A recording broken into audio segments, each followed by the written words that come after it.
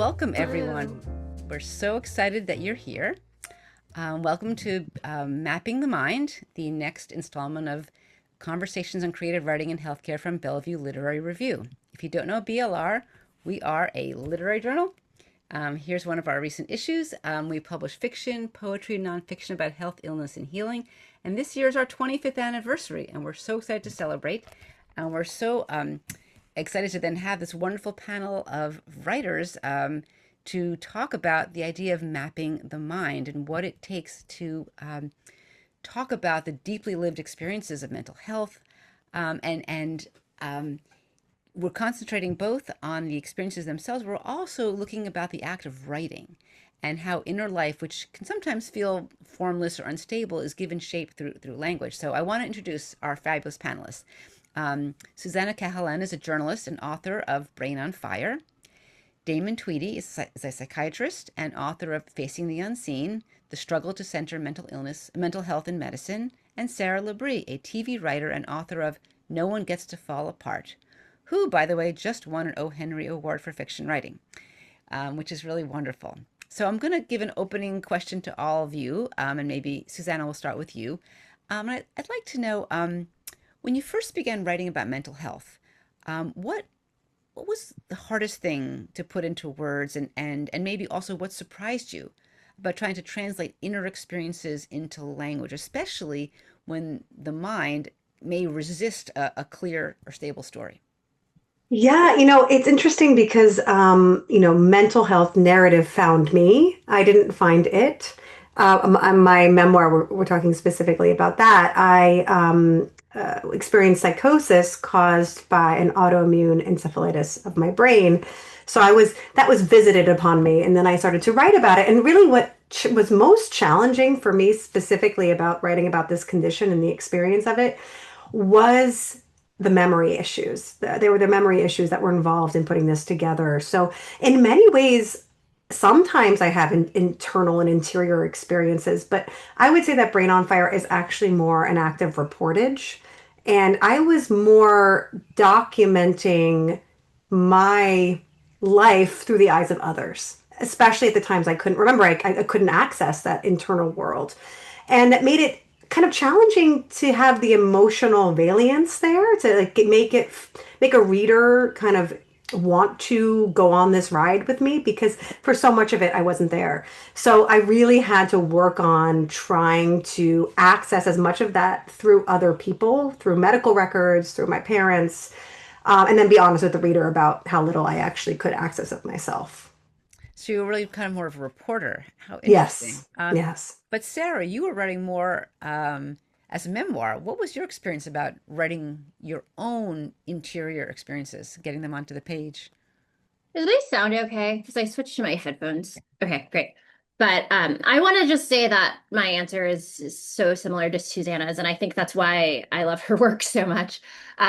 Susanna was really kind and read my book, and was one of the first blurbers, and her blurb is on the cover, and her book was one of the ones I read when I was trying to figure out how to put the story of my mom developing schizophrenia in her 50s into words. And I also was coming from a very analytical perspective. My background, I'd been trying to write a literary fiction novel about like continental philosophy and France. And so I was really coming from this very intellectual academic angle. And I think I was also afraid of being in touch with the emotional side of what had happened to my mom, my own fear that I might inherit that her mental illness, because what the book is about is sort of tracing its origin point to my great grandmother who had major depressive disorder.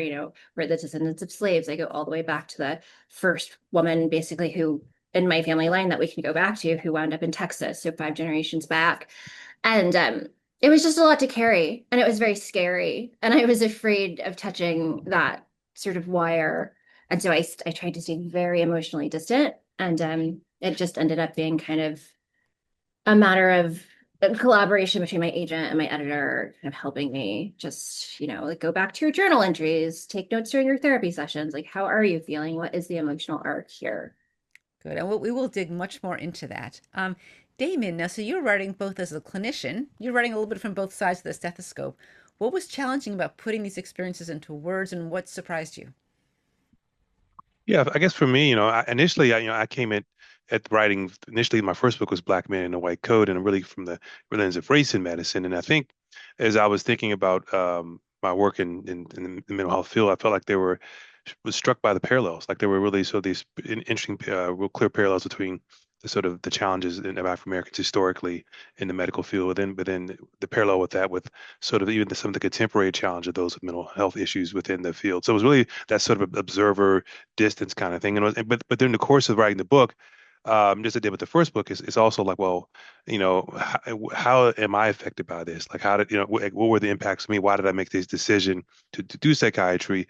What were some of my own struggles, and how did the patient struggles um, in some ways relate to my own sort of own struggles? And I felt like that sort of would give the story more resonance and more connection because people could better understand my reactions to certain situations by understanding my own sort of personal sort of connection to them. So that's sort of how it kind of came. It was really, so it kind of fell into place very much initially very detached kind of observer role, but then as the story unfolds, getting more connected to it.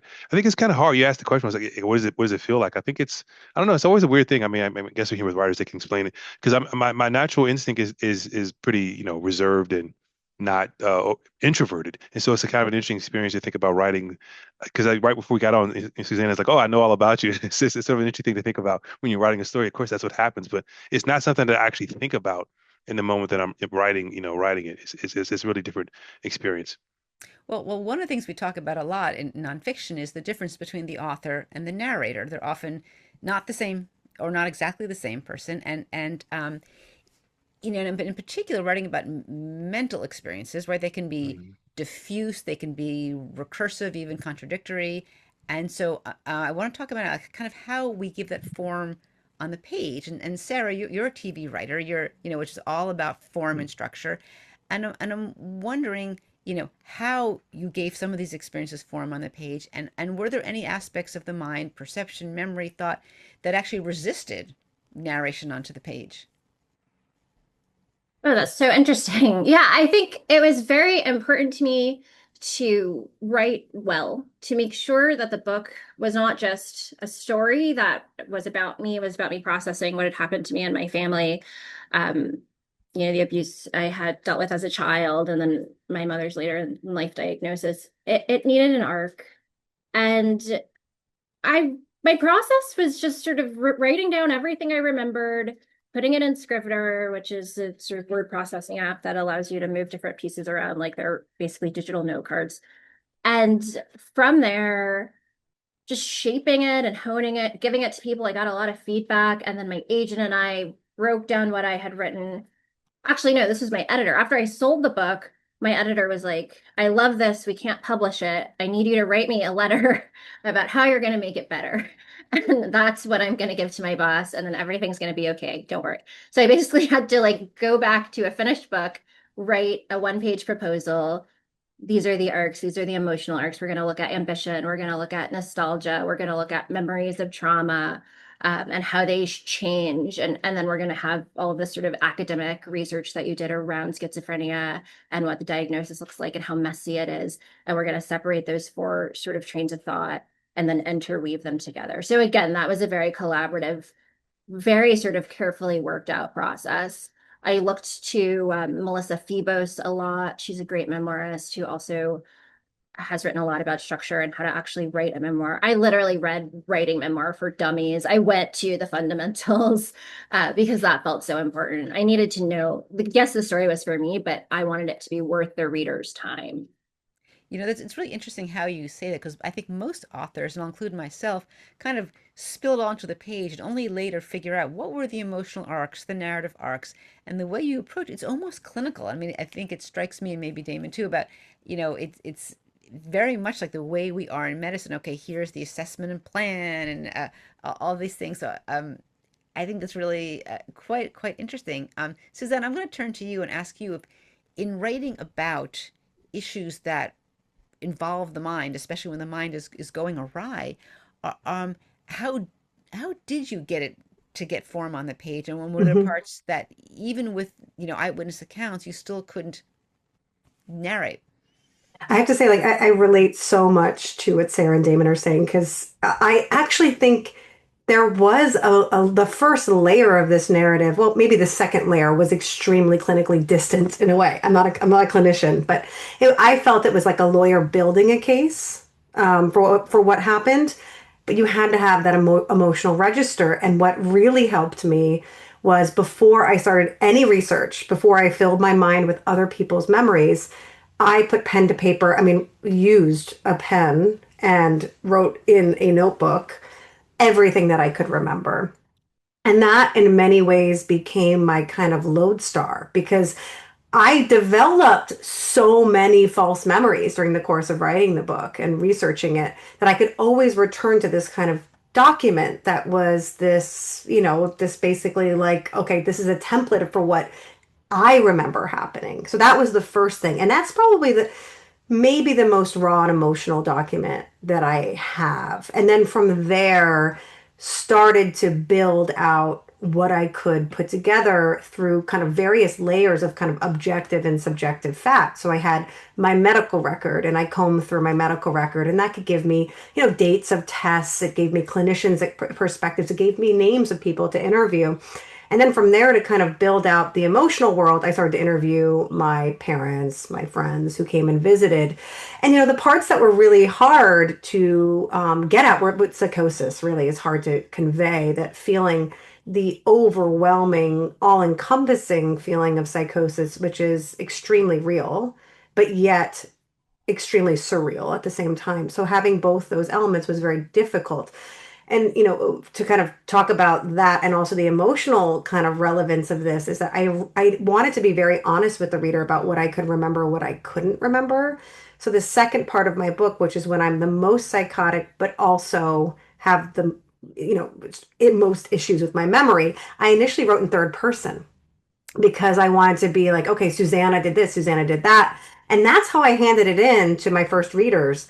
And the resounding response was, it's too distant. We don't feel what you're feeling. And really all I did was change Susannah to I. I did a little bit more than that, but not much. And it had a totally different effect on the reader. So That that that was something that I did to try to reach that. Yeah. it's funny. We just had our writing workshops a couple of months ago, and one of the things we talk about is perspective and point of view, and that craft has such a powerful effect on even just changing Susannah to I Yeah. completely reorients how the power of the story comes across. And you wouldn't think such a tiny thing would do it, but it can, and which is why we talk so much about craft and structure. Thank you. Damon, in your book, Facing the Unseen, you move between your role as a psychiatrist and your own proximity to mental health struggles. And I'm wondering, how did you negotiate those two perspectives on the page? I mean, I'm sure in real life there was its own part, but I'm curious on the page, how did you do that? Or you just have to unmute.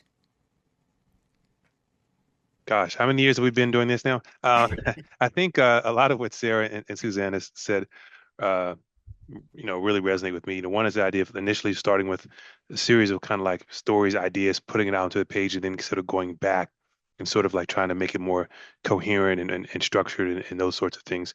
I think that was a big part for me. Also, it's a lot of, also a lot of research. So just like Sarah mentioned, she'd read just about every book that's, from memoirs.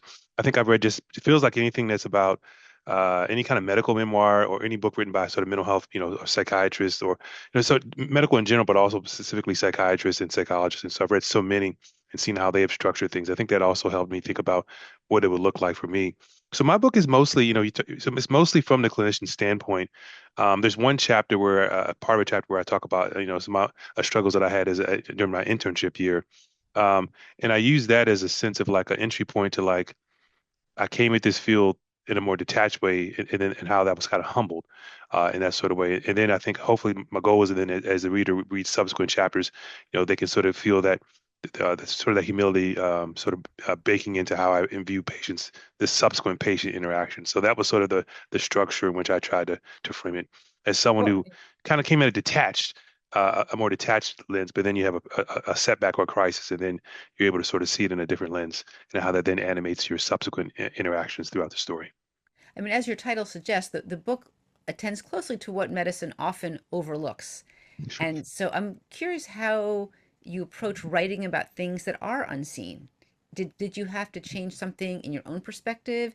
Did you write differently about the typically unseen things versus the things that are easily seen?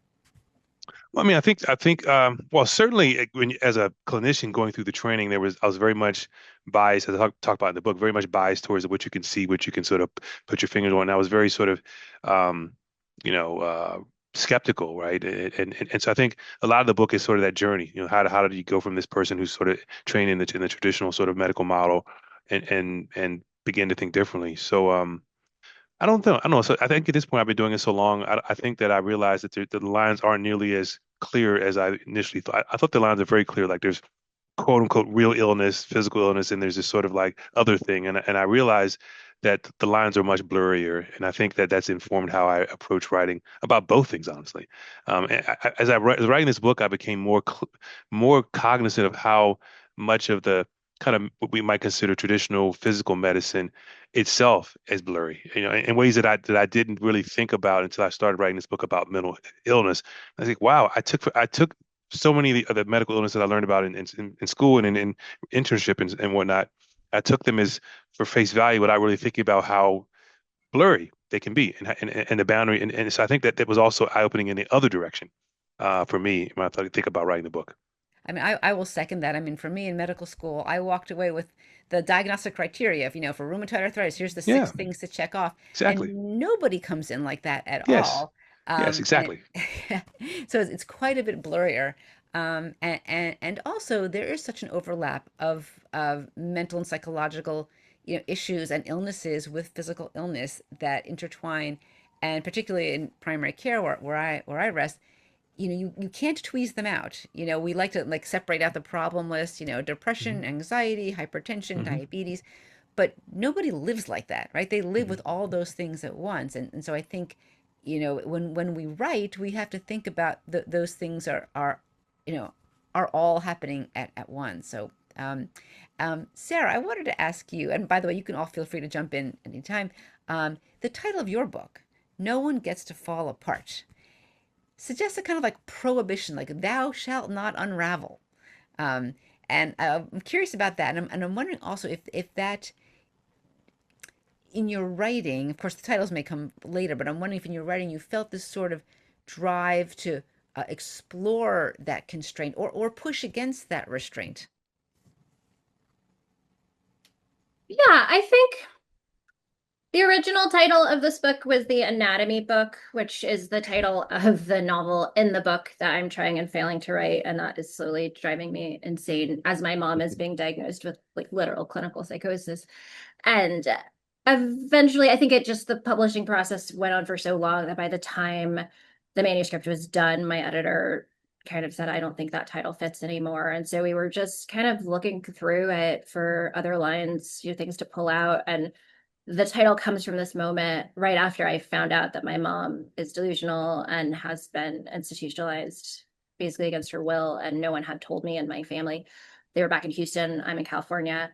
And I'm at a wedding, and a friend is telling me about his father who's been diagnosed with cancer. And he's really just keeping it together at this party. And I am literally falling apart, and all our closest friends are getting married. And something that my husband had said to me was just, yeah, no one gets to fall apart. Like you can't fall apart. You have to keep going.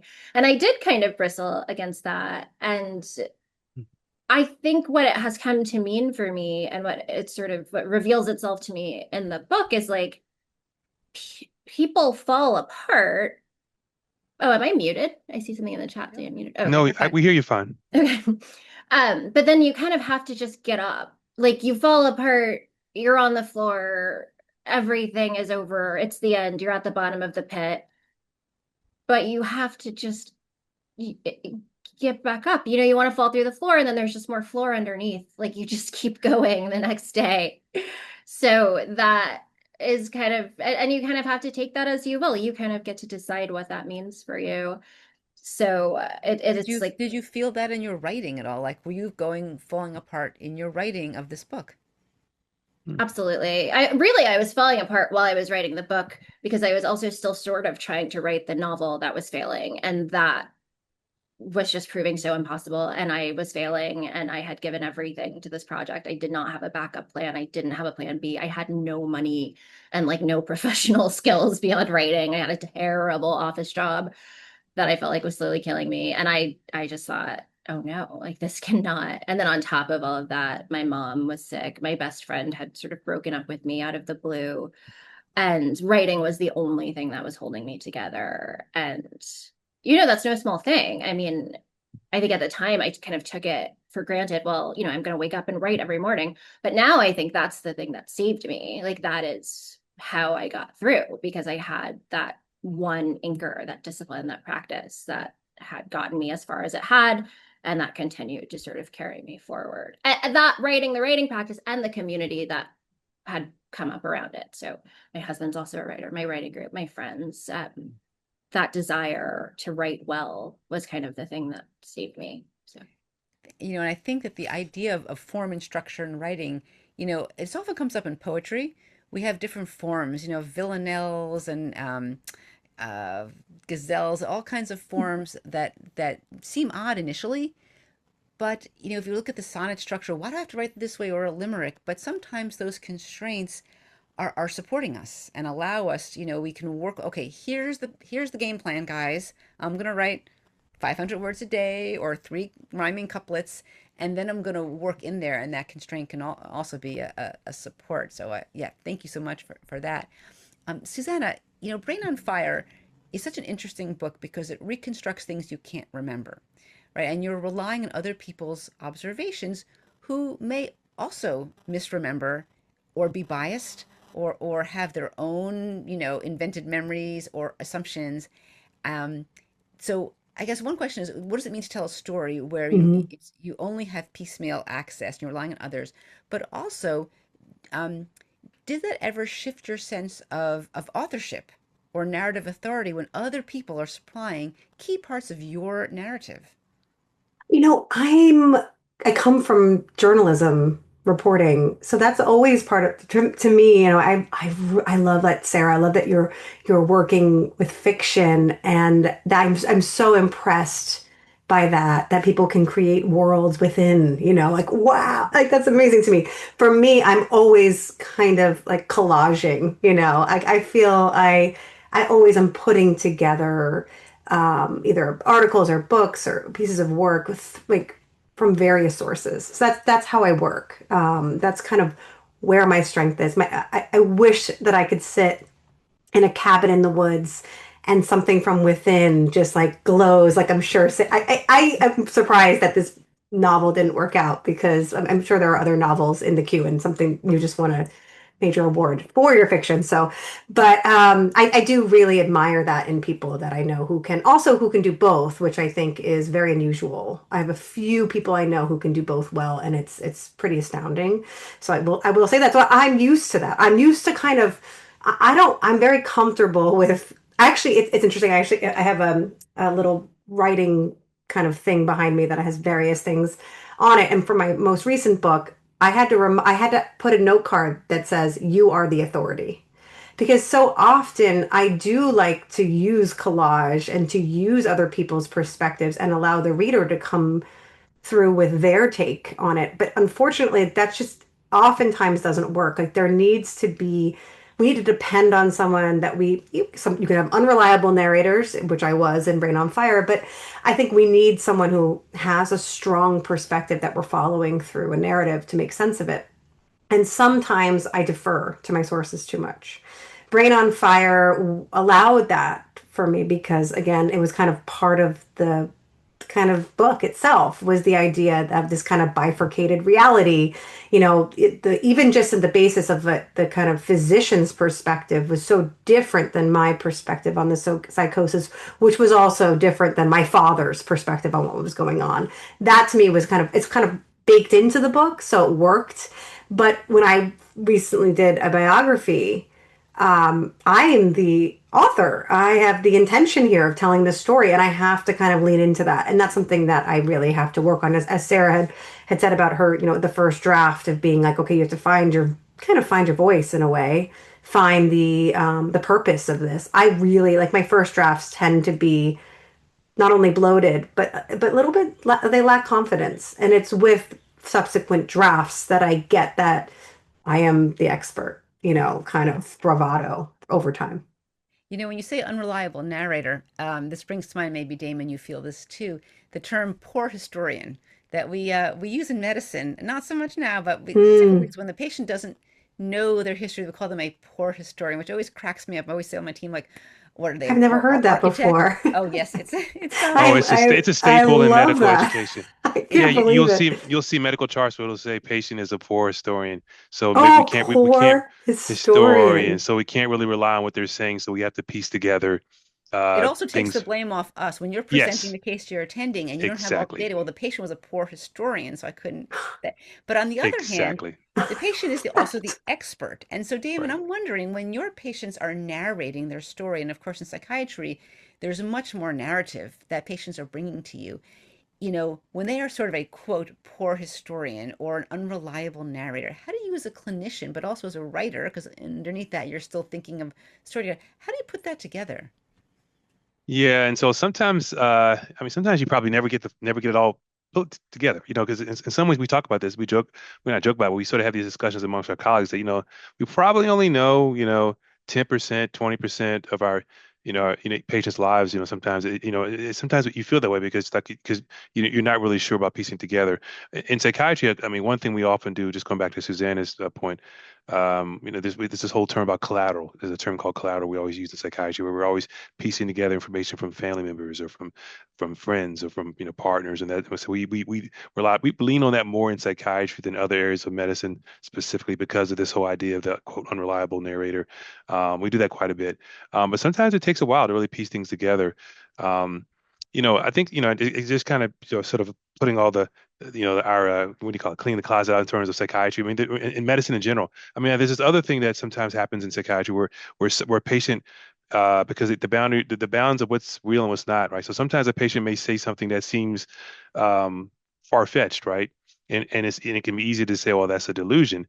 But I can tell you that pretty much every psychiatrist out there has learned that a lot of things that we initially thought were a delusion, it ends up being true. You're like, wow, I never even so it makes me so I guess what it means for me in practice is I try and really come at it very open-ended. You got to have a certain degree of patience and be willing to sort of work through and figure out kind of what that story is. But it's not always present. The problem with the medical model is that you're given 15 minutes, 20 minutes, 30 minutes, and it's not always going to come out in that 15, 20 minute, 30-minute visit. And so that's one of the limitations. But no, I mean I think it's something that I've learned to adapt to. But yeah, but Daniel, you're very right. The poor historian is we don't use that terminology anymore, but it's certainly something that it was very much part of our training for sure. Okay, it was Yeah. really it's Yeah, really it's wild. terrible when I think I, about it I now. have to tell you that Yeah, I was a poor historian for sure when I was sick, sure. but also some of the doctors were poor historians as well. So it was on both sides of this. Whereas at various points I was saying I have multiple personality disorder. My grandmother had bipolar disorder, which was true, but also not true. Not diagnosed. Hmm. But then I did say, oh, someone had asked me how much are you drinking a day, and I had said about a glass or two of wine a night, and the doctor had written down a bottle or two of wine, Yeah. which totally shifted the way that I was seen and like, kind of like the silo that I was placed in for that Well, period of Suzanne, I have time. to tell you one other thing we're taught in medical school is to Yes. double whatever the patient Yes. says for Yes, alcohol, I've I, heard at this. least yeah, I double. was just going to say that. Yeah. Yeah, we're taught to double. Like a patient Uh, says they drink 3 beers, you put six, which again is pretty, yeah. Terrible. Sarah's just shaking her. She's like, what is this? What in the world is, what Well, kind of culture? I have a friend whose parents are doctors who told me if the doctor ever asks you if how much you drink, you say, I don't drink. And I guess that's why she told me to say that because she knew that her parents must have told her that. Like you say, you don't Yeah. drink, you say you don't have any substances, you don't, and I don't drink anymore, but I used to, but I definitely lied about it back then. And Sarah, But, I'm actually but curious how much the unreliable narrator came up in your story of your mother. Who was the unreliable narrator, if any? Yeah, I think when you're writing about yourself, you have to make yourself a character. And we talked about that a little bit. And I think I'm lucky that I was able to detach my own view of myself from the person on the page who I knew would make a good story because I've written so much fiction and a lot of my short story, the main characters of my stories were thinly veiled versions of me. So I knew what a fictional version of myself looked like, and it was pretty easy to transpose that into a nonfiction version of my life. So I was kind of playing with the tool of the unreliable narrator. I wanted people to wonder how much of what I was seeing was correct and how much, especially there's a thread in here of my absolute best friend in the world in college, is, one of the only other Black writers at Brown when we were there together. Really helped me, taught me how to be relentless, how to get into grad school, and then ultimately kind of betrayed my trust in this sort of way that felt to me like deeply immoral. And I wanted the reader to wonder whose side to be on. I wanted them to think, oh, maybe Sarah's not the victim here. She thinks she is, but maybe she's not. That was important to me because I felt like if I didn't want it to ever feel like there was any score settling or vindictiveness. I needed, even though I very much felt like I had a score to settle. And that came out in the first draft. And I realized, oh, this is not going to work. Like, I need the reader to be able to see all sides of this story and maybe to distrust me a little bit. And I think that's where like having an MFA in fiction was really helpful, having read a lot of fiction, because I knew that unreliable narrator could be a very powerful tool when deployed on purpose. Yeah, so I think I'll just point out again, like leaning back to craft, which is what we're always sort of thinking about as writers and writers to be, that we can use these strategies, that the unreliable narrator can be a specific thing you choose to do to put in to add an element of mystery, a little bit of confusion. Obviously, not never too much confusion. You don't want to have your writers just close the book, but finding a way to present uncertainty, with the narrator's eye. Damon, yeah, jump in. Yeah, I just want to just to kind of piggyback. I saw a couple comments. I just want to clarify. So, you're taught that in medical school. I don't actually do that today. Like, I don't just double, and I don't. But that's something that you learn from people. But I think there's a bigger interesting point is the idea, like, just the art of being a doctor. I mean, just the practice of being a doctor. There's this whole idea of narration, right? Of you mentioned being an unreliable narrator. This idea that a patient's telling us they come to you, and you're the one that's then telling their story, like you through a process that then becomes part of a record that then lives on. And so then the next doctor sees your narrative, right? And then they can either make preformed opinions based on that may be right or wrong. I think the whole process is very, so when I talk to medical students, I really focus on that, like this idea that there's a certain power in that doctor and patient enter into a room and you're the only one coming out telling the story what happened in that room in a way. And I think there's something about that that's really important to think about and to honor and to think and to really be as clear and careful as you can. Because if you aren't, you can do this thing where you yourself become the unreliable narrator of this person's story that then lives on in the medical system, and that person doesn't have a voice in that. So I think it's this really interesting phenomenon that I've really been attuned to more. So I think the poor restoring part can go both ways, just as we were saying. And as a doctor, it lives on in a way that's really can be dangerous if it's not done the right way. I love that so much. And I think there's so much in conversation here. Like, I think also, so many of us are imposing a narrative on our lives. And that narrative is something, again, that is imposed. There's so much chaos in our life narratives. We decide what the past looks like from the present moment. And I think that you can see some of that with, the lies that we tell ourselves that sometimes come through in medical settings as well. So it's not an easy job, I'm sure, for a physician, especially a psychiatrist, to parse that out. It's kind of an impossible job in a way, which I think should be, even for all the moments in my own narrative and other kind of stories that I've investigated over the years of sometimes malpractice, sometimes things that were outright wrong. They're also, you have to acknowledge the bind that many doctors are in, because they are, especially psychiatrists, really working with what the patient reports to them. Yeah, Danielle, do you ever feel that way that you're telling this other, you come into a room and you're the one coming out with the story? It feels like it's, I mean, do you ever have that sort of Oh, feeling? all the time. And I'm thinking in Yeah. particular, I was in clinic this morning and I've had a couple of patients who have sort of chronic diffuse pain that doesn't fit into any easy box. And those are the really challenging patients Mhm. in physical medicine where there's a lot going on and not an easy paradigm. So we have to impose some kind of narrative structure on that. I got to put something on the page, but I feel a little guilty because I'm putting my narrative on the page and I'm trying to help the patient, trying to tease out theirs, but often it's, all over the place. There's history, there's social issues, economic issues, psychiatric issues, economic issues, and so many things that about bad shoes issues that come in and contribute to pain. And it is hard to get all that on the page. And of course, you don't want to just be sitting typing while your patient's talking. There's actually a question, and Damon, I'll leave it to you. Someone asked, do you think about the craft of storytelling when you're actually practicing medicine? Do you think about structure of character and plot when you're talking with a patient? I mean, to some, yeah, so because someone says in the note that, a chart, I think I didn't read it carefully. I'm hard with titling. Like it's a legal document. And there's certainly, that's certainly true in its purest sense. But yeah, but I know but so much of like medicine is like, you get a consult and then so your first encounter with that person is through the story of another doctor's interpretation of that patient. I mean, I think that's particularly how I see it a lot, how patients come to me. And so I think it is important to think about how you um, craft, what that person is presenting to you, because that does become something that then that can impact how they then kind of go through the next step. So yes, so do I see like a narrative to things? I think there's, I mean, it's not intentional, but I mean, not in the sense where I'm trying to tell a story in some sort of like, I don't know, I'm not sure the right way to describe it, but yeah, I think the short answer is yes.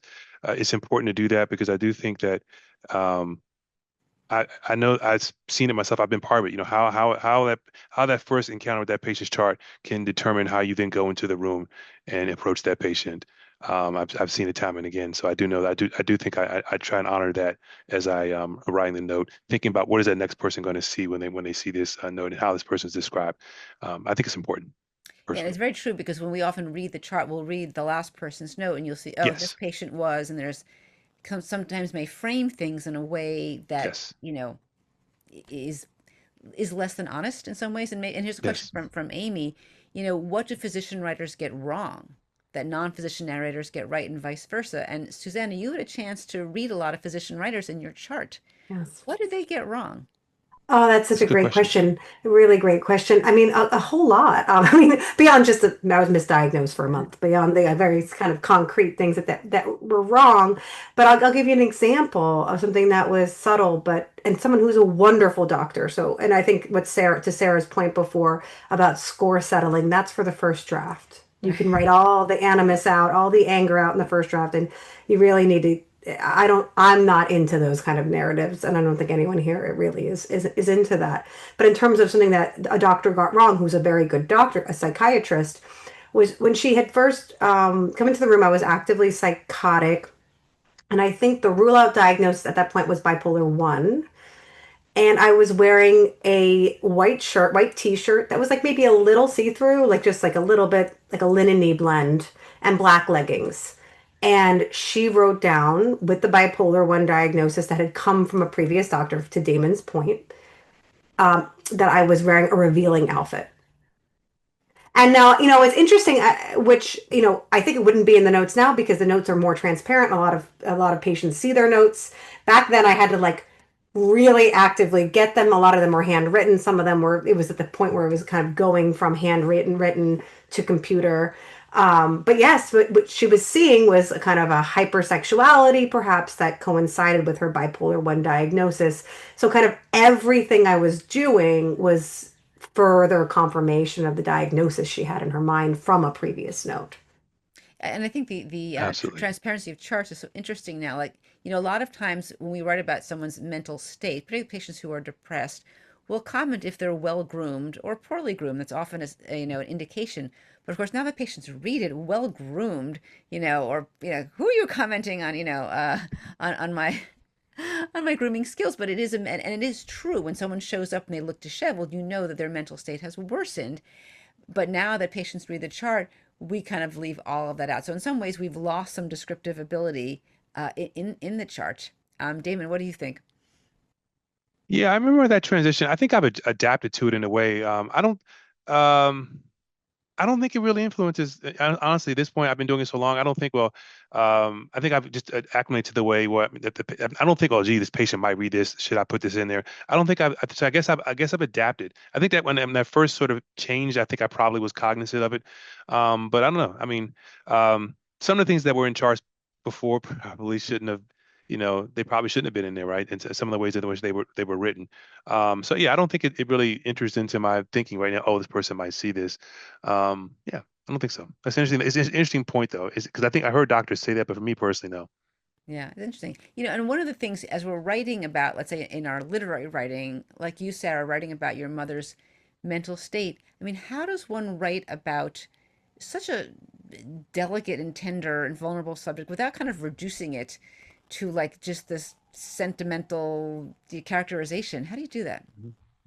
That was so important to me. I think there were a lot of sort of different paths I took to get there because at the time I was writing, I also was acutely aware that like I'm a Black woman, my mom's a Black woman. There were like various narratives around Blackness and women and mental health that were kind of solidifying in social media discourse and sometimes for good, sometimes for the worse.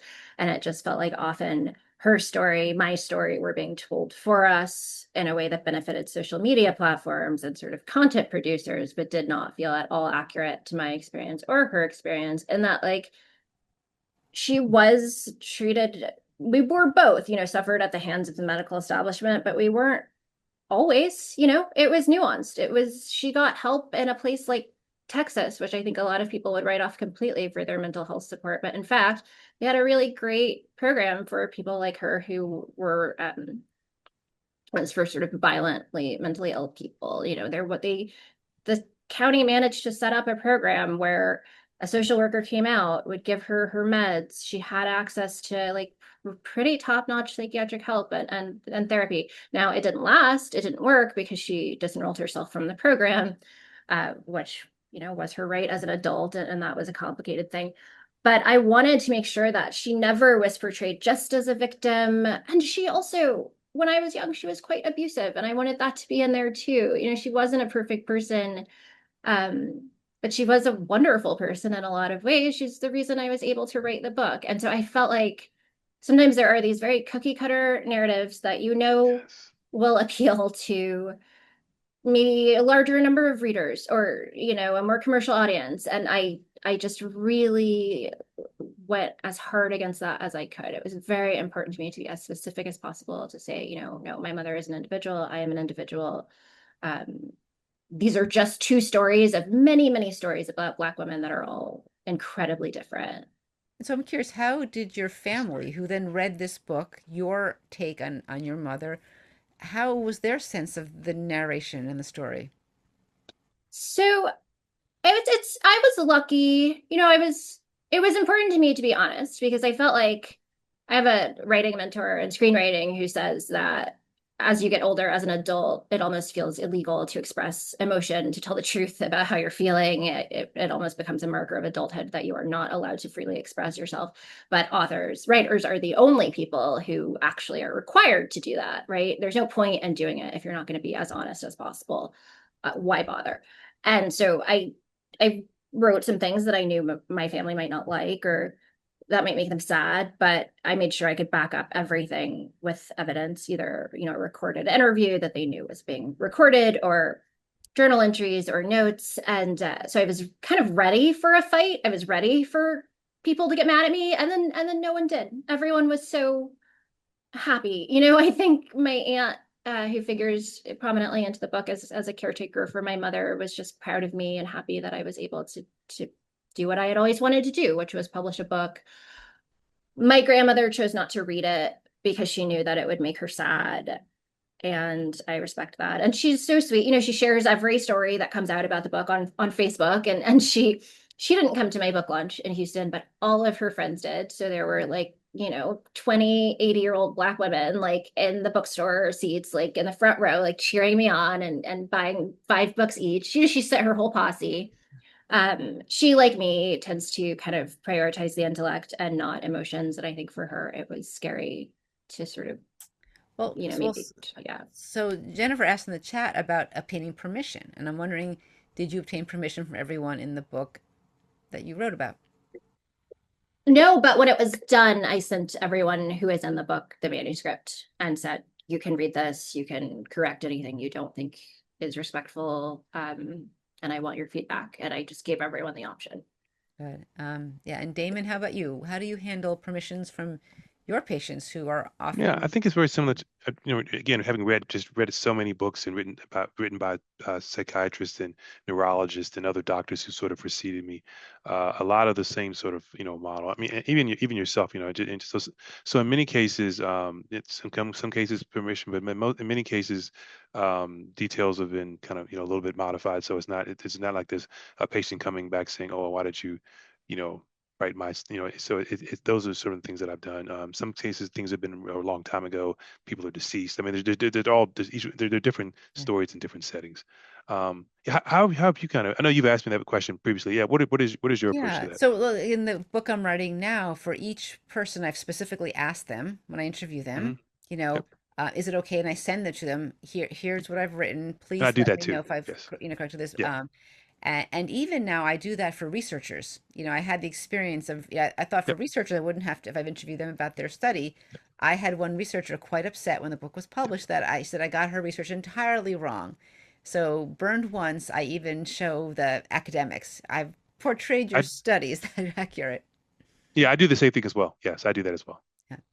I wanted one of the things, Sarah, you mentioned, um, sort of hinted at a social justice element of writing, and some of our audience submitted questions in advance, and Maureen asked about writing about social justice and how much does it play a role in your writing? Maybe Sarah, you'll take that first, but Suzanne, I'm also curious about you if that comes up in your writing at all. Well, Brain on Fire was done explicitly to spread the word about the condition. So in that way, yes. I mean, that's why I wrote the book. It started as an article. The article led to many diagnoses, even just that. And so I knew, and at the time when I was diagnosed, I was the 217th person in the world with the condition. So it was imperative to get the word out about it. And then the emails that I got subsequently from that first article showed me it really needs to be out there. And so it became my mission. I wrote the book, and then really the book was kind of the means to then start doing grand rounds, which I did grand rounds around the world, but mostly in this country. And so in terms of that aspect, that was a key part of writing the book for sure. And for those who don't know, in medicine, Grand Rounds is the weekly or monthly meeting of a whole department of the faculty and students. Each department has one, and that's kind of the education of the department. So those are very important ways. And Sarah, how did you think about social justice as you were writing this book?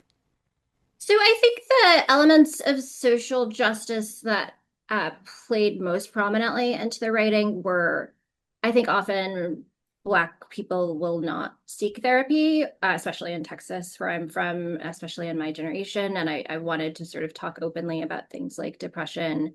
I write about my eating disorder that I had in college.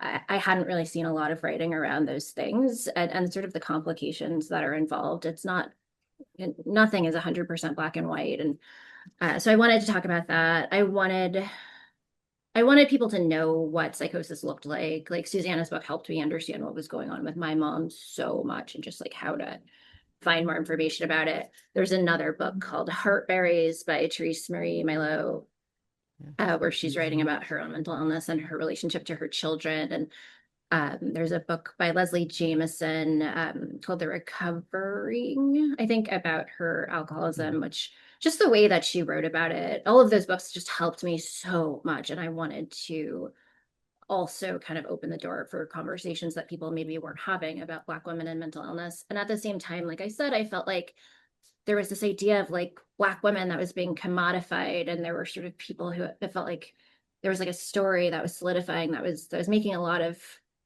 again, a lot of social media platforms, a lot of money, that I just felt like a lot of resistance towards. I was writing this book, and it sold. Did the It was social the early justice 20s. ever did the social justice ever feel pressuring? Like, oh, I in just into writing my story, I've got to do this thing because it's the right thing to do. Did that ever feel pressuring to you? And that, like that specific sort of version of like what it, Black female representation, I'm the type of person where if I feel like someone really is like making me do something, I'll do the exact opposite. So I was like, it was important to me to like push back against that, but I was also like, oh my God, people are going to be so mad. Like people are going to be mad at me that I'm writing this way, about race and racial conflict and my own experience of sort of social justice TM that was like going crazy on Twitter at the time. And then that ended up not being true. Like it was, people understood the nuance. We had conversations. There were people who disagreed with the way that I presented my story, but no one was mean about it. People just were open to conversation. And I think that gave me a lot of faith in readers. Yeah. Well, that is great to hear. Damon, your book feels like it really sort of comes from social justice as the initial point. Is that true? Well, see, I can relate to Sarah a lot, particularly if you think about the first book, which is about my book was about my journey about race in medicine, and there's a certain way in which people might want that to be written, and I'm someone who like really sort of navigates in the sort of gray area and the messiness of life, right? And so things aren't as always as clear. Is it? I mean, the narrative isn't always as clear as someone people might want it to be, in a purest form. And so I think that probably, I probably would have sold many more. I mean, the book I've done well, but I could have probably sold a lot more books and had a lot more, if I would have taken it in that certain way. Like you said, do you feel pressure to do a certain type of story? But I feel like you have to be your authentic self when you're telling those stories. And so that was more important to me than sort of trying to just maximize, followers or money or those sorts of things. Um, and so the book about psychiatry sort of was an outgrowth of that because I think that I think it's we talk about discrimination and I think it's more clear historically in this country the issues of the race is the issues are pretty much clearer, the issues of segregation and slavery, et cetera. But I think there's real parallels to draw with how some of the challenges that we see in the mental health field that are not as clear. But they parallel quite a bit. So when I thought about this book, even the idea of facing the unseen, um, it kind of derived from a James Baldwin quote from an essay he'd written back in the '60s about race, about the civil rights movement and about race in America, and I thought how much it really applied to the space of mental health because I think about in those days, Black people couldn't care was segregated. You go to a hospital, you can't get treatment simply because you're Black, but there are these parallels now, even in our modern time with mental health issues. A person comes to the emergency department, they have a physical health illness, they can be admitted. The person has a mental health issue, they stay in the ED for days, weeks, can't be. And so there's a lot of parallels, and so for me, there was a mission to sort of bring that to light. This idea that things that were hiding in plain sight were really affecting people. And so the way in which I think about writing about it is, there's the data and the data way of it looking at it, like these are the facts, this is the data. But then I also thought that there's something to the telling a story. Like this is what it actually looks like. It's one thing to know that this is in theory this would happen, but this is what it looks like for a person. This is that person's story, and this is how it then and how that really displays the inadequacy or the discrimination and bias that's as it present. So to me, that's how I sort of think about it. I think about using story as a way to sort of convey um, you know complex issues in a way that will hopefully help begin to shift minds and hearts. So that's Here, sort of how here. I see it. Here, here. There's a really interesting question that Cynthia sent in advance, wondering what responsibility do you, as a writer sharing stories about mental illness, have to your readers to encourage them to seek appropriate treatment, Gosh. even if you haven't done it. For example, you didn't seek therapy when you should have. Should you be saying, "Hey guys, make sure you seek therapy"? Do you have this responsibility as a writer in there? I don't know, Susannah, can I butt in? It's a great Well, question. I think that I actually grappled with that. There's a lot in my second book because my second book's about psychiatry, but I focus on Brain on Fire. With it, I actually didn't do the requisite therapy or occupational therapy. I really didn't want it. It actually made me very aware. I was supposed to do speech therapy. I was supposed to do it all across the board. And I hated it. I hated doing it because it made me very aware of my limitations and it made me aware of how far I had to go in my recovery. And so I actually avoided doing them. And, I was honest. this is a book of my, it's the facts and I had to tell the reader what happened, but I did write in there that like, don't, I think I said something to the effect of like, if I could do it again, I wouldn't do that. And when I talk about it, I'm very, careful to underscore that. But at the end of the day, I feel that my responsibility is to telling the truth, even if that truth is not the way that the kind of best practices should be in medicine. There are plenty of points in my story where that's not the case, but I'm at the end of the day I see myself more in the kind of journalistic side of things, and that's my responsibility. My responsibility kind of was twofold. It was to telling the truth, but also spreading the word about this condition while telling an interesting story. So some of those things are in conflict with each other, and at the end of the day, I think the kind of highest goal for me is to tell the truth. Thank you. And well, Damon, as a physician, do you feel like you have to, even if you may have fallen short in your own approaches, to sort of advise your readers, hey, don't quite do what I did, but here's what you should do? I think there's a lot of that, particularly from the more medical side. Like I'm speaking to the younger generations of doctors, right? People who are in training now or in practice, or future doctors and medical students. There's this idea of like these are lessons you can hopefully learn from some of my own shortcomings. But as far as like from the standpoint of the patient, do I feel like I should be encouraging them to? I mean, it's interesting because I think we talked about this before, like because we get. I mean, I will get emails from people sometimes or letters, asking about specific, like what should I do in a specific situation, what should I do with my family member in a specific situation. Yeah, I'm curious to know. Yeah, I'd love to hear how you guys handle those. I don't know if there's a right way. I think I do it handle it differently at different times. I don't know if there's a right way to do it. Um, but yeah, I think maybe I haven't given that enough thought. I think I've been thinking about it more of like what do the specifically yes about what I should what I want young doctors, because I give a lot of talks, and so I'm very really clear about what I want doctors and other medical people to take from what I'm writing. But I think maybe I'm less clear about what I would want non-medical readers to take from. I think maybe I need to be more clear. So I'd love to hear what you guys think about that. I think I've Well, been less Sa clear well, about that. Sarah, I'm wondering, like you've had experience on sort of both sides of the, of the divide. Are there things you feel like you want to tell your readers or tell those doctors who are treating those readers or the people in your book? So, I mean, like Susannah, I think it was my focus in the book was more telling the truth about what happened to sort of me as an individual. More in sort of events like this one, other Q&As that I've done, I will tell people, NAMI is a really great resource. And I think everybody who has experienced mental illness or is caring for a loved one with mental illness, the National Alliance for Mental Illness, I think really saved my family. That there are classes that you can take, free classes on how to care for a loved one with mental illness. So that was a big one.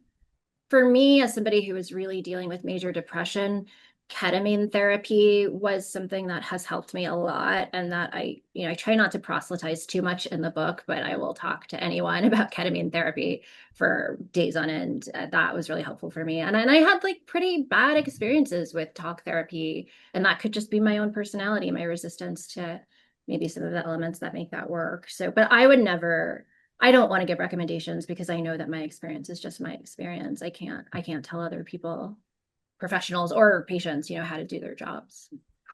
Yeah. I mean, I draw a clear line. When people write to me, I say, please make an appointment with your doctor. It's Yeah. really, it's not.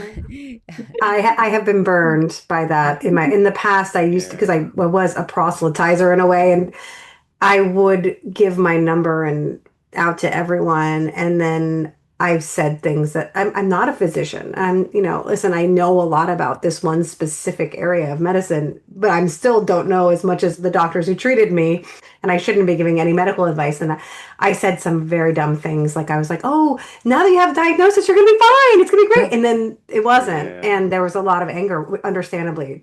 So I got burned a lot and had to kind of be very careful and do that kind of like talk to your doctor thing that doesn't feel like natural Right. to me because I'm not I'm not used to having that kind of exchange, but I had to learn to have that kind of boundary because it was inaccurate for me to say otherwise, and it was inappropriate for me to dispense any kind of real advice, even though, I do have, I helped start a nonprofit that would help connect people to doctors. So that felt like there were things that other people did around me that I could kind of push people towards that would make me feel good about that, because I could imagine being in the space of trying to find someone who had gone through what they did. And I understand why they're attracted to wanting to talk to me about it, but it became something that was ultimately not a positive thing, I think, down the line. Yeah.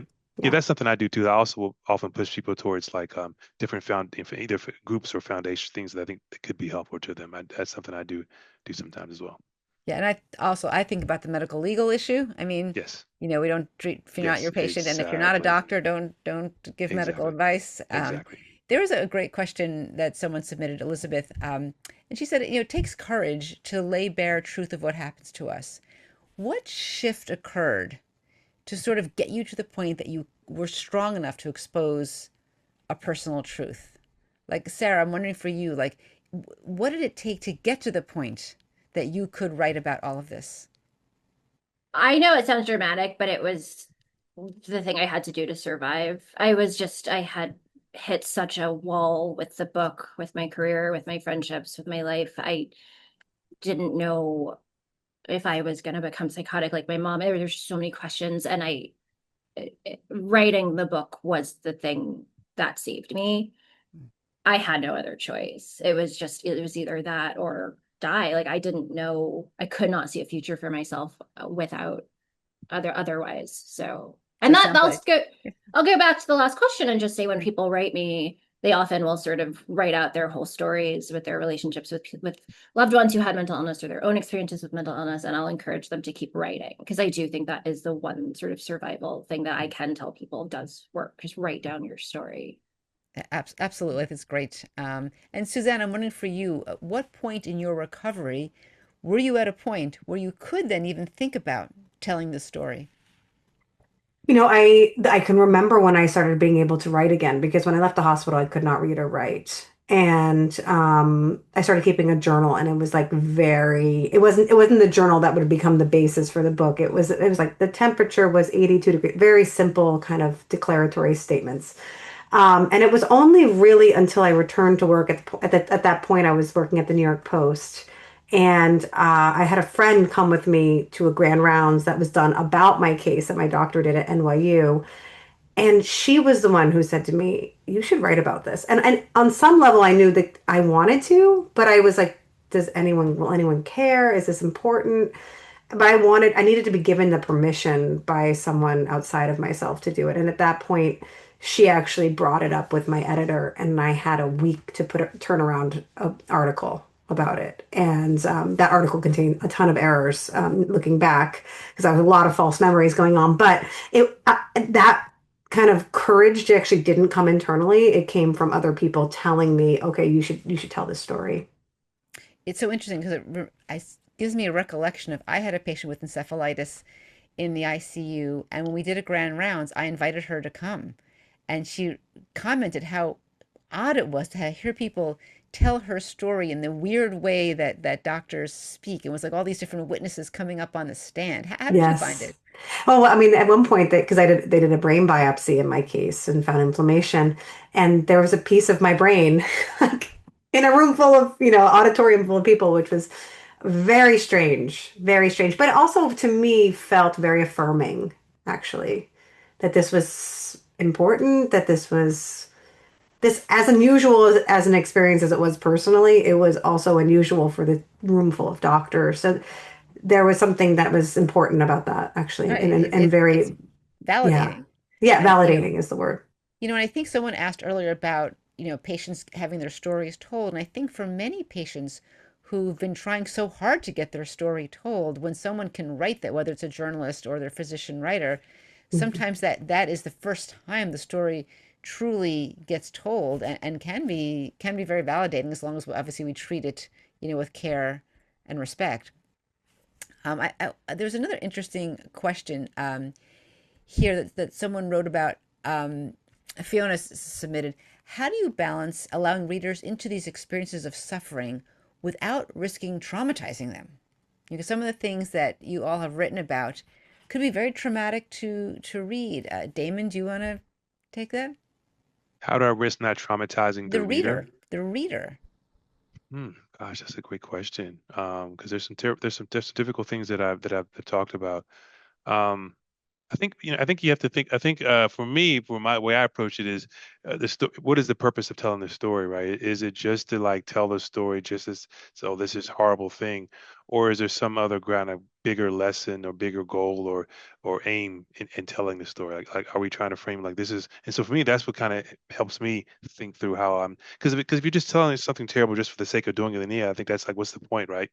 But I do think that, in order for there, I really do believe that, in order for there to be progress, we have to face hard truths. I mean, I think that's just, we think about even our society, our history of our country, and we think, well, how do things actually really improve? We had to really face hard truths. We had to really go through them, not around them. So I think the way that I think about these stories, the goal is to really advance medicine, advance how we practice medicine, improve the care. But in order to do so, sometimes we have to face the downsides, the limitations, the harms that we may have done in order to come out on the other side. So that's what sort of drives me when I think about telling those stories.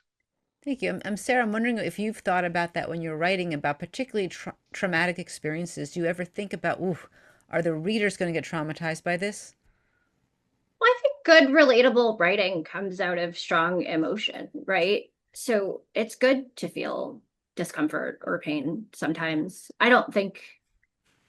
I mean, you'll come back from it. And maybe I think in my own experience, sometimes the worst pain I felt has revealed the most important truths. And I think that's why we read, right? That's why we engage with difficult art. Maybe it moves things around. And maybe that's what being emotionally moved is, right? I mean, in some ways, it can feel, I think traumatizing is a word that has sort of had a lot of definition creep. Um, Hmm. I I don't agree. I don't know that reading my memoir could necessarily traumatize somebody who didn't experience the things in it. But if they make you sad, maybe that's a good thing. Yeah.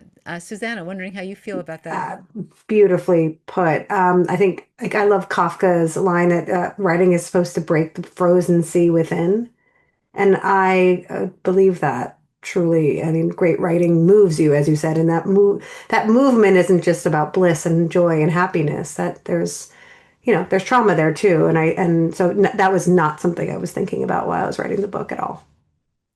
And And so, sometimes yeah. it's facing that is what also makes people makes pushes people for change. I mean, sometimes you have to face Yes. those things in order to really make things better. You have to face the real harshness of life in all sorts of ways to really move forward in a constructive way as individuals, but also as a society. Right. And I imagine you've all gotten all kinds of responses from your readers. Any responses that were surprising or unexpected that you got? Susanna, did you get anything that you didn't expect? Yeah. I mean, the whole thing was unexpected. Like when I was going out on proposal for Brain on Fire, I was rejected by every publisher but one. The publisher who published me, they were like, maybe see what happens. There was no like real expectation. And for some reason, I'll never really know. It had a life beyond what I could have ever expected. So the whole thing was unexpected. But what's been great is that it's had this like kind of like secondary life where people have been inspired by the book and created things like a clothing line and a ballet, and I got to go to one of the kind of dances. There were actually two dances based on Brain on Fire, and it has been and a very bad movie, but that it's okay. but but I that was amazing, like seeing this people take that and like to your point, to your question before, like take a traumatic experience. A lot of people who are creating work out, inspired by Brain on Fire, had either their own experience with a brain disorder, or I mean, in some cases it was like really a profound heartbreak, and they alchemized it into something new and exciting and different, and that to me was like just the coolest thing. Wow. Wow. Damon, any unusual responses that you weren't expecting from readers? Well, Susanna, so someone says they became a neuropsychologist because of your book. So I've had those kind of reactions now. My first book has been out, for over 10 years, and people have said they've gone to medical school because of my first book, and now they're on the other side, and they graduated. So those are always tremendously, hard. And you get, and they just pop up the most random time. You get an email in your inbox, and the most random time, and you're like, oh wow. And so those are great. As far as surprising stories, some of the ones that are like when you write about things like race and mental illness, it can be potentially volatile. People can project all sorts of things onto them. So some of the more interesting responses were people who've told me that one person told me that for the first book they hated the idea of a person writing about race, and then against their better judgment they opened the book, and once they opened it, they learned so much about everything, including themselves. And I had a similar response with my second book, where someone said they hated psychiatrists, and they didn't want it, and they never wanted to read the book, but then somehow, against their better judgment, they opened the book and they learned something, totally new about the field and about themselves. So those are always like when you have someone who's totally on the opposite end, who's like an antagonist, who then can become someone that really sort of begins to appreciate what you're trying to do. Those are always super gratifying and unexpected. Well, I think that really personifies the Kafka quote, Susanna, that you mentioned about unlocking the frozen sea for someone who reads your book. And I mean, what more could you ask for? Yeah, exactly. Uh, Sarah, any unusual responses to your book, things you didn't expect? Well, I think just sort of similar to Susanna, where I didn't write this manuscript thinking anything was going to happen with it. I think also, as somebody who had been raised by a mother who I believe had borderline personality disorder when I was young and then had schizophrenia, there was a lot of sort of very off kilter and weird things that happened to me as a child. And I hadn't really spoken about them because I didn't expect anyone to believe me. And then the fact that people do believe me and will say my mom was exactly the same, it's like I'm reading my own story, has been really validating and really surprising, because you think you're the only person this is happening to when you're a child. Your mom's your whole world. My mom raised me alone. As a single mom, I didn't I and it's just such a weird experience, and to have other people say, wow, same thing happened to me, has been surprising for Well, sure. that's so gratifying to hear. I know we're getting close to the end. Just as sort of a last question to ask each of you, for someone trying to write about their own inner life, whether it be just their own inner history, their mental illness, their trauma, where should they begin? Suzanne, I'm going to start with you. Where should they begin?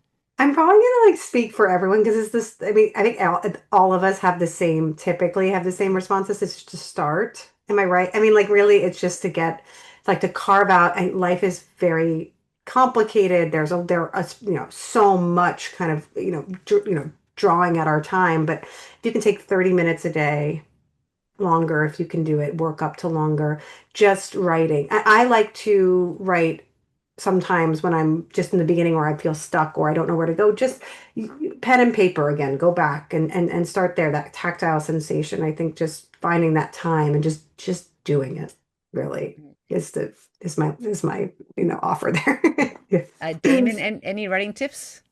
Yeah, people always, people come to ask me all the time, how did you write a book? How can I write a book? I always tell, like, yeah, I always tell them sort of my own story. I always say, just start small. Trying to write a book just seems so overwhelming to start with, and just start with something really small, and pick a specific story, specific point in your time, the topic or area in your life, whatever you want to write about, and just focus on that, and just sort of see where that goes. Share that with people, and then you can sort of build on, expand upon it. Because that's certainly how I did it. It was very much. I never started the idea I was going to write a book. It was very much. I had these experiences that were happening in medical school, and how do I make sense of them? And it all just kind of almost like the pen and paper. You started really small, a couple stories, here and there. But then once you get further along, and you think you actually are going to get to write a book, it's all about then just about the muscle memory. Like, I'm going to just do 300 words every day, and I'm going to just, whether it's terrible or not terrible, I'm just going to put it out there, and then I can kind of go back and work on it. But I would say for someone who's just starting out, it's really the idea of just starting small. Thinking about smaller publications, smaller things. Don't think about like the book, much smaller, and then work your way out. Yes, think literary journals, folks. Literary Yes, journals. How about you, absolutely. Sarah? What's your writing advice, either technically or about writing about the inner life? So I would add to that, start small, but also imitate people that you like. So when I was in grad Yes, yes, yes, school, yes. I interned at the New Yorker, And one of the best things about it, because I wasn't getting paid, was there were like a million literary journals that you could just take home. And so I would read them and then I would fall in love with these essays or short stories. And then I would find these like smaller writers who weren't famous and I would fall in love with their work and then I would try to write like them. And I think that's kind of how everyone, whether they'll admit it or not, like gets their start, right? They find a writer, an artist they love, and they try to imitate whatever it is that's inspiring them and give that to a reader. So read a lot and imitate writers you Well, like. thank you for 100%. that, Edward Hirsch, the president of the Guggenheim Foundation, once said that literary journals, they tell us the news, right? They bring to you new writers. So what a great way to segue. That if you haven't gotten your copy of Bellevue Literary Review, head over to blreview.org. You can rectify that situation immediately. And at a time when the world around us feels kind of crazy itself, BLR is the perfect prescription for thoughtful, probing, and I would say sane writing. My deepest thanks to Susannah Cahalan, Damon Tweedy, and Sarah LaBrie for such a thoughtful and generous conversation, for helping us to think not just about the mind, but the language that we use to hold it and to get it, damn it, onto the page. Thank you for the audience who joined, who submitted questions, who asked questions. We didn't get to them all, but we really appreciate that. And if you check out BLR's website, we have BLR's book club, we have writing workshops, submission opportunities. It's really wonderful to share our 25th anniversary with all of you. And thanks for joining us. And we'll see you all at the next event.